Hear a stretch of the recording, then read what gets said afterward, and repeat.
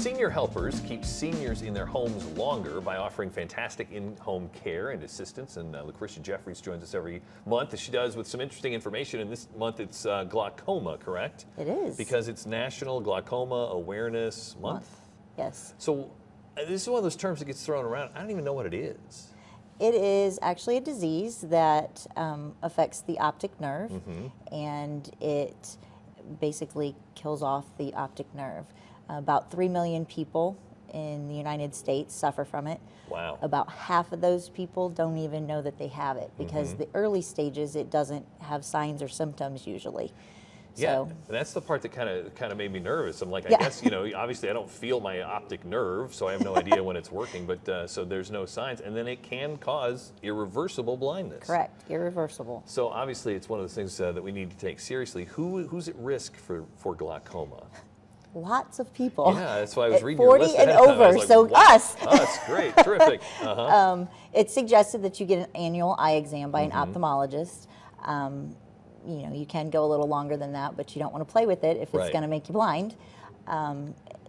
Certain chunks of the population are higher at risk. If you're of African American descent, Asian descent, Hispanic descent, they tend to have a stronger thing. Obviously, family history. If you right. have that one, make sure that you check it out.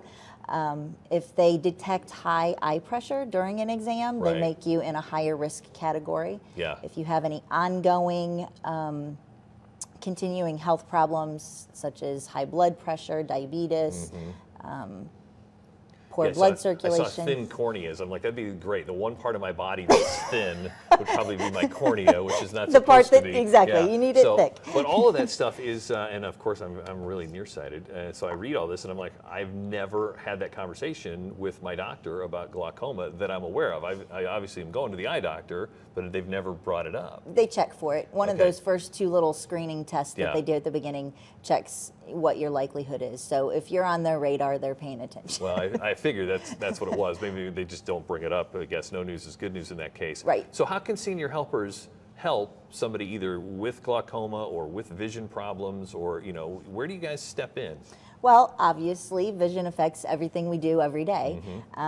So we are just an extra set of hands to help them be successful in staying at home, whether that be cooking, cleaning, transportation, you name it. We would love to help them. And it's, again, very relational. Correct. It's you're going to see the same person helping mom or Correct. dad, and so that they get to know this person, and there becomes a bond. Correct. The obvious thing that's best for both sides is if they build that bond.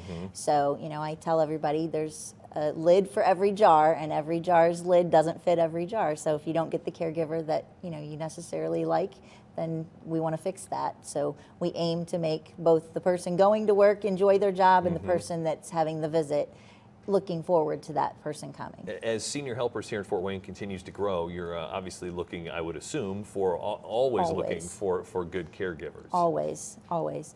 And you don't have to have any prior experience. Actually, we've found usually the people who just took care, they like to say, I just took care of my mom, or I just helped my grandma. Those are usually the ones that are the best at this job, because I can train you to do a skill. I can't train you to be compassionate.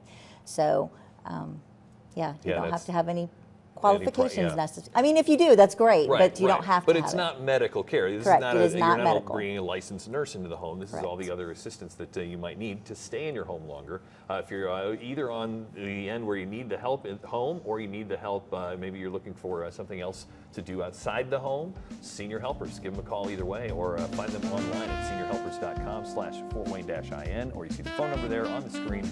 We'll be right back on Insight.